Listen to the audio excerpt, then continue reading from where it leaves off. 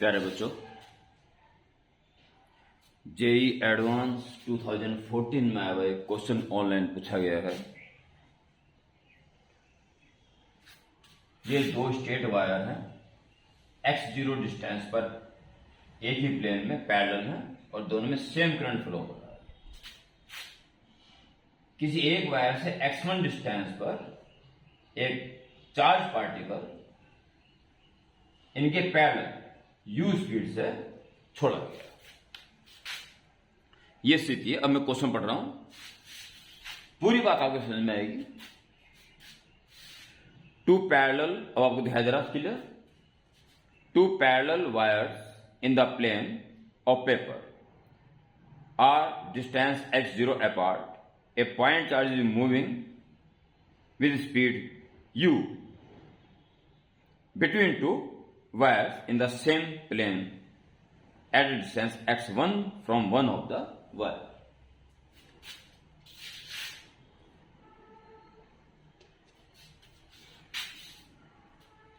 When the wires carry current of magnitude EI in the same direction, first case में दोनों में same direction में current flow किया गया।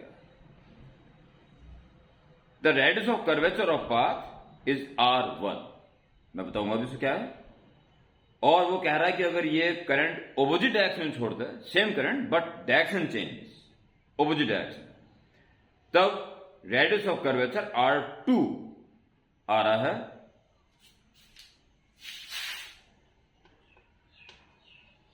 Given x0 upon x1 is 3, तो R1 upon R2 find करना है। R1 पहले केस का रेडियस ऑफ कर्वेचर, R2 दूसरे केस का रेडियस ऑफ कर्वेचर। चलिए, पहली बात तो रेडियस ऑफ कर्वेचर की बात कर रहा है, ना कि सर्कुलर पाथ की, क्योंकि यूनिफॉर्म फील्ड नहीं है। जैसे जैसा यहां से इधर उधर जाओगे फील्ड वेरी करेगा, यानी कंप्लीट सर्कुलर ड्रॉ नहीं करेगा। आगे जा जाके रेडियस ऑफ कर्वेचर चेंज होंगे। तो हमें सिर्फ इसी पोजीशन की बात करनी है, ठीक है। तो first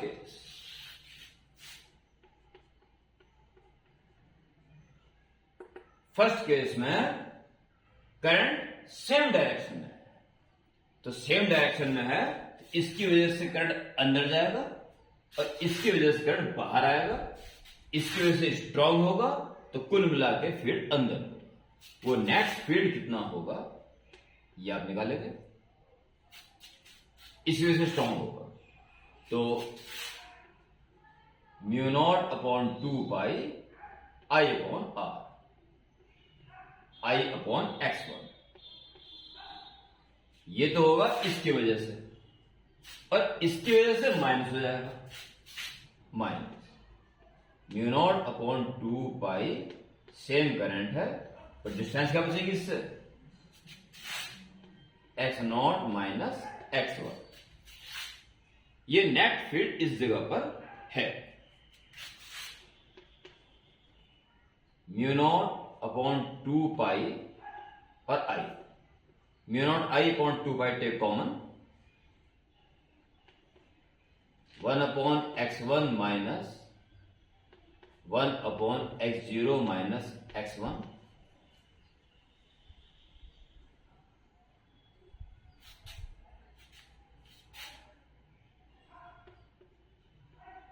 mu naught i upon 2 pi LCM x1 x0 minus x1,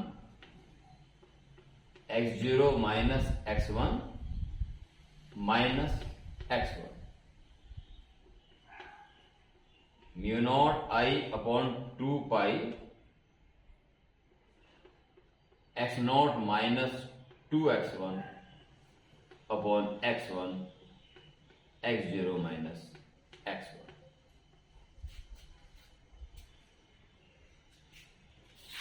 second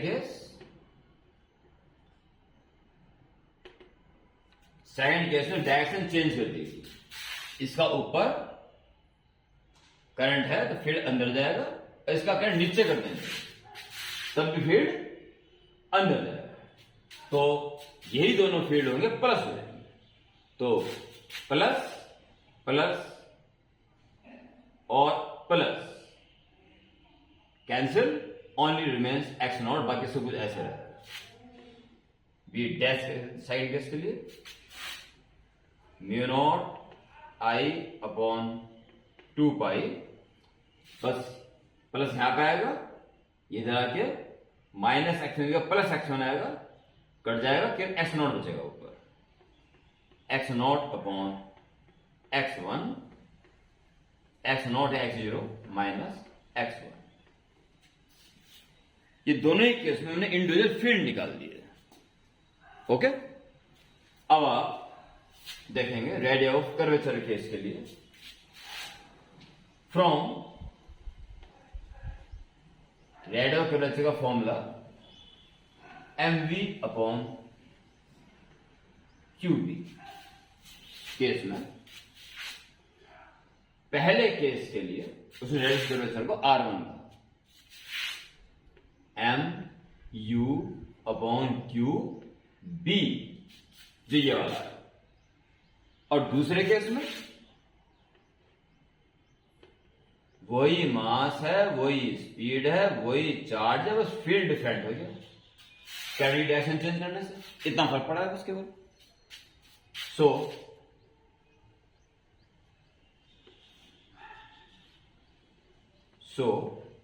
R1 upon R2 चाहिए या R2 को नाम लेकर देख लेते हैं, कभी कभी उल्टा पूछ लेता है। R1 अपॉन R2 ही मांग रहा है, तो डिवाइड दीजिए R1 अपॉन R2, तो mv अपॉन q कट जाएगा, इसके अपॉन में b बचेगा, और R2 का अपॉन पर पहुंच जाएगा b डैश दिस।